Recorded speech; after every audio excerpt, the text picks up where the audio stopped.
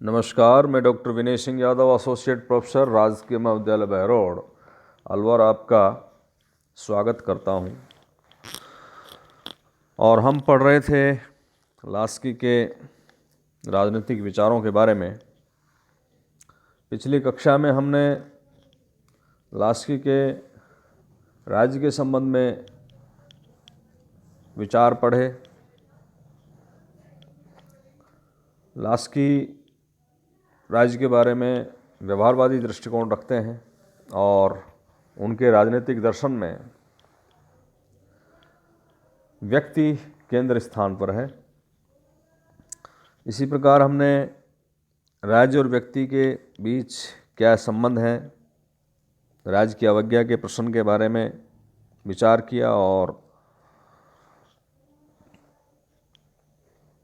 हमने वो विभिन्न स्थितियां देखी कि लास्की उस प्रतिकार करने से पहले, राज्य की अवज्ञा करने से पहले कुछ सावधानियां बतलाते हैं कि पहली स्थिति में तो ये कहते हैं कि मुझे राज्य का प्रतिकार नहीं करना चाहिए यदि मुझे ये विश्वास हो जाए कि राज्य यथासंभव अपना कार्यभार निभाने का प्रयास कर रहा है। दूसरा, मुझे प्रतिकार नहीं करना चाहिए कि यदि मुझे विश्वास हो कि जिन परिवर्तनों की मैं मांग कर रहा हूँ उनकी अंत में प्राप्ति होने की संभावना है। तीसरा, मुझे इसके लिए निश्चित होना चाहिए कि अपने उद्देश्य की प्राप्ति के लिए मैं जिन साधनों का प्रयोग करने जा रहा हूँ वे राज्य के आवश्यक स्वरूप को कहीं बदल तो नहीं देंगे। तो ये कुछ सावधानियाँ लास्की प्रस्तुत करते हैं। जहाँ तक राज्य और समुदाय का विषय है तो उसमें लास्की ने साफ कहा है कि समाज का जो स्वरूप है वो संघीय है और राज्य जैसे समुदाय अन्य समुदायों में केवल इतना ही अंतर है कि राज्य की सदस्यता अनिवार्य होती है और अन्य समुदायों की नहीं होती। आज हम बात करेंगे उनके संप्रभुता संबंधी विचारों के बारे में। 1914 से लेकर 1924 के बीच लास्की अपने विभिन्न रचनाओं, ग्रंथों में एकलवादी राज्य और उसकी असीमित संप्रभुता की धारणा की वो कटु आलोचना करते हैं। उनकी एक पुस्तक है studies in the problem of sovereignty, foundation of sovereignty और ए ग्रामर ऑफ पॉलिटिक्स। इन ग्रंथों में लास्की ने निरंकुश संप्रभुता के सिद्धांत की कड़ी आलोचना की है।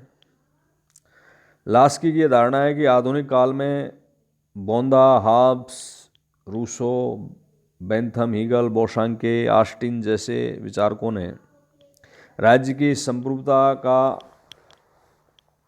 ऐसा रूप प्रस्तुत किया है जिसे हम अतिरंजित रूप कह सकते हैं और इसके परिणाम स्वरूप राज्य एक आधुनिक कोटि का ऐसा देवता बन गया है जिसके सम्मुख प्रत्येक नागरिक को बिना सोचे समझे अपने घुटने टेकने पड़ते हैं।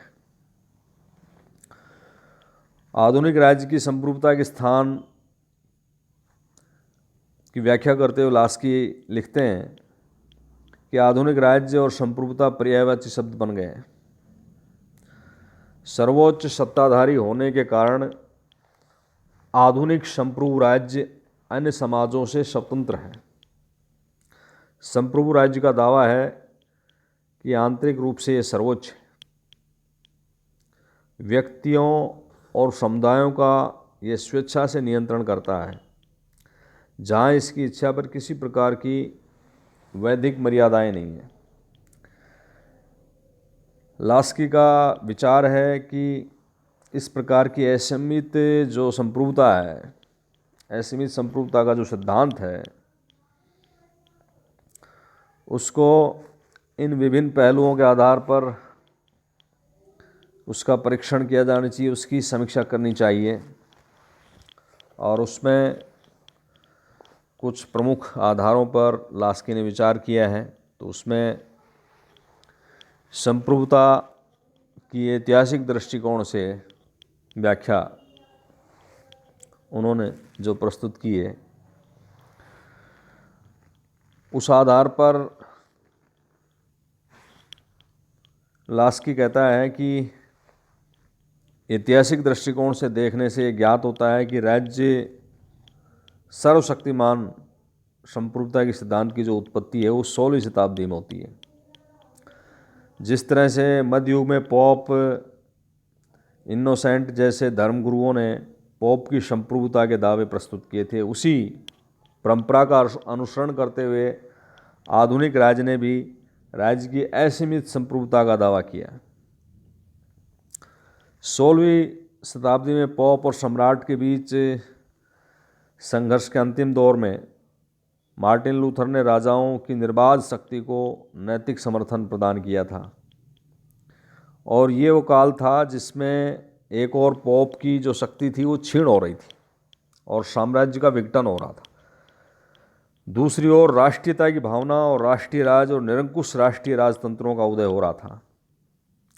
तो इस काल में यूरोप के राजाओं ने राजाओं के शासन करने के जो दैविक अधिकार का जो सिद्धांत है, उस दैविक अधिकार के नाम पर राज्य की समस्त शक्तियों को अपने हाथों में केंद्रित करना शुरू कर दिया था, और राजाओं की ऐसी जो निरंकुश शक्तियां थी उनको सैद्धांतिक स्तर पर समर्थन बोंदा ने अपने ग्रंथ रिपब्लिक में, हाब्स ने अपने ग्रंथ लेवाइथन में किया था।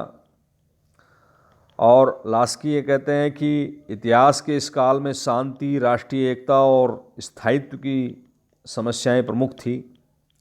जनसाधारण में धर्मांधता और अशिक्षा का बोलबाला था। इन परिस्थितियों में तत्कालिक राजाओं को शांति का देवदूत और राज्य का मसीहा इनको मान लिया गया, और राज्य की शक्तियों का एकाकार जो है राजा की शक्तियों के साथ कर दिया गया। तो इस प्रकार 16वीं शताब्दी के अंतिम काल से राजा और राज्य की शक्तियों को अमर्यादित, सर्वोच्च और इर्रेस्पॉन्सिबल यानी अनुत्तरदायी मान लिया जाने लगा। तो ये आधुनिक राज्य के असीमित संप्रभुता के सिद्धांत की एक ये पृष्ठभूमि के रूप में हमने आपको बताया। लास्की का इस आधार पर एक मत है कि 20वीं शताब्दी में राज्य की असीमित संप्रभुता की धारणा को स्वीकार नहीं किया जा सकता। लास्की का ये कहना है कि संप्रभुता के नाम पर आधुनिक राज्य ने दावा किया कि वो राज्य की आंतरिक और बाह्य जीवन में सर्वोच्च है, निरंकुश है, अदेय है और वो कानून का अंतिम स्रोत है।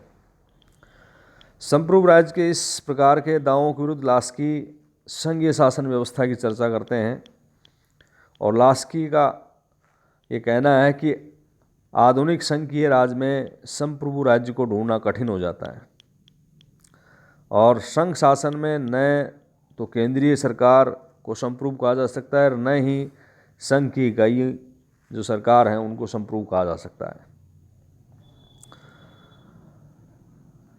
इसलिए आधुनिक राज्य की अंतिम सत्ता की धारणा के विरुद्ध लास्की संघ शासन की प्रकृति का एक उदाहरण देता है।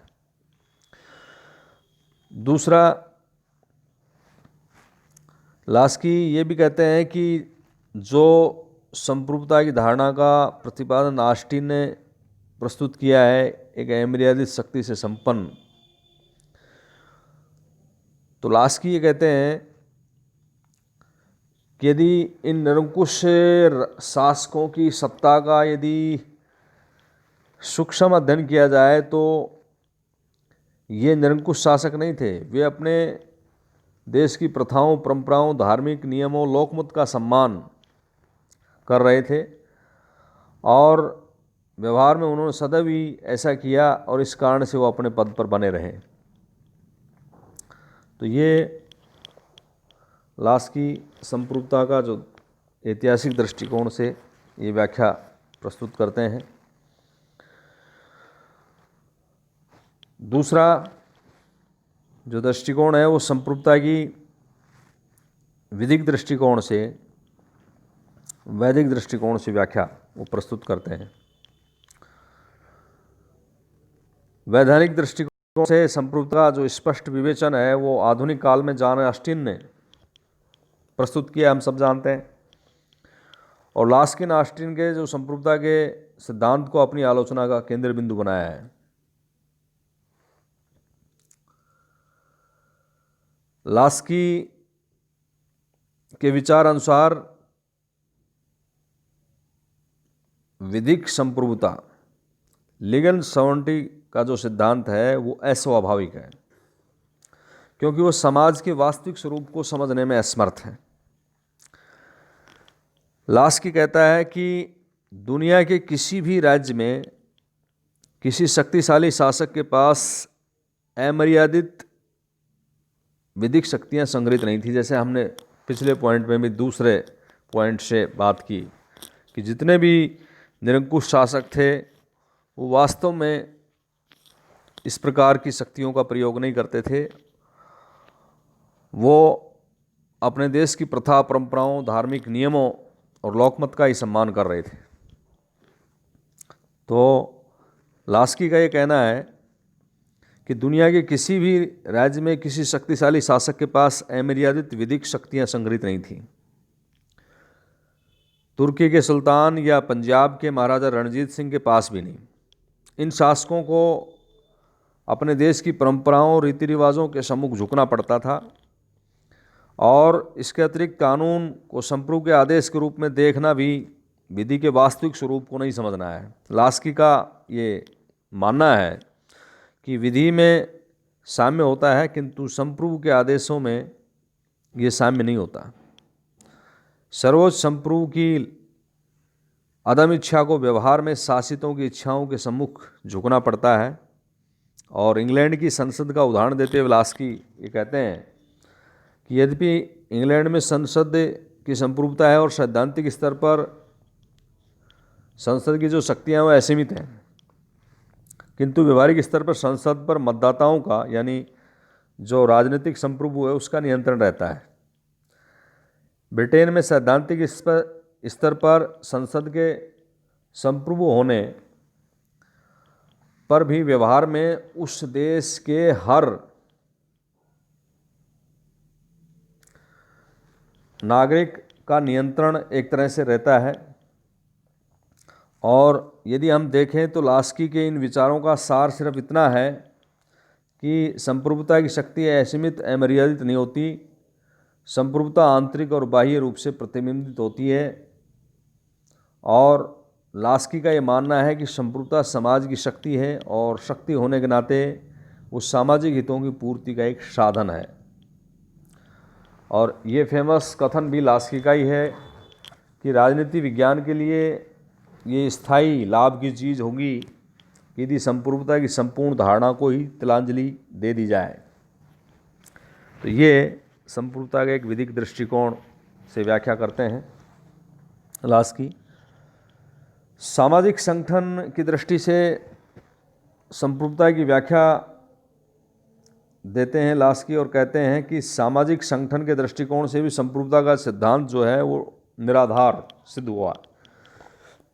लास्की का ये कहना है कि समाज में राज्य के अतिरिक्त मानवीय हितों की पूर्ति के लिए बहुत सारे समुदाय हैं और वो नैसर्गिक रूप से उत्पन्न होते हैं। इन समुदायों के द्वारा मानवीय हितों की पूर्ति की जाती है और उनके द्वारा वे कार्य किए जाते हैं जिन कार्यों को करने में राज्य असमर्थ होता है। ऐसे महत्वपूर्ण कार्य करने के लिए इन समुदायों को भी समाज की राजनीतिक सत्ता में हाथ बटाने का अधिकार होना चाहिए। लास्की कहते हैं कि समाज का स्वरूप संघीय है, इसलिए राज्य की संपूर्ण सत्ता एकलवादी, अनियंत्रित, अनुत्तरदायी नहीं हो सकती। क्योंकि समाज का स्वरूप संघीय है तो सत्ता का स्वरूप भी संघीय होना चाहिए। लास्की की ये मान्यता है कि राज्य की सत्ता में सामाजिक समुदायों की भागीदारी होनी चाहिए। ये उनका अपना एक दृष्टिकोण है। इसके साथ साथ लास्की एक और पॉइंट से भी बात रखते हैं कि यदि राज्य की जो संप्रभुता है आंतरिक क्षेत्र में सीमित है तो अंतर्राष्ट्रीय जगत में भी वो अमर्यादित नहीं हो सकती। लास्की का यह कहना है कि निर्बाध संप्रभुता का सिद्धांत मानवता के हितों का घातक है। स्वतंत्र संप्रभु राज्यों का निर्माण ऐतिहासिक आकस्मिकता मात्र है। अंतर्राष्ट्रीय क्षेत्र में इस सिद्धांत ने युद्धों और संघर्षों, कलहों का जन्म दिया है। इसलिए मानवता के लिए हितकर होगा कि विश्व समाज की अन्योन्याश्रिता को स्वीकार करके पृथक संप्रभुता के सिद्धांत से मुक्ति प्राप्त की जाए। युद्ध की घोषणा, विभिन्न शस्त्र अस्त्रों का निर्माण, विदेशी चुंगीकर इत्यादि ऐसी शक्तियां जो राज्य की संप्रभु सत्ता के दायरे से बाहर निकाली जा सकती हैं। और लास्की का ये मानना है कि ये प्रश्न विश्व हित के हैं, अतः उन्हें विश्व संस्था के हाथों में सौंपा जाना चाहिए। राज्यों को राष्ट्रीय सहयोग की आदतों को सीखना पड़ेगा और इसके लिए उन्हें ये जो असीमित संप्रभुता है इसको तिलांजलि उनको देनी पड़ेगी। तो ये लास्की का एक दृष्टिकोण है संप्रभुता के बारे में, जिसके बारे में हमने चर्चा की। धन्यवाद।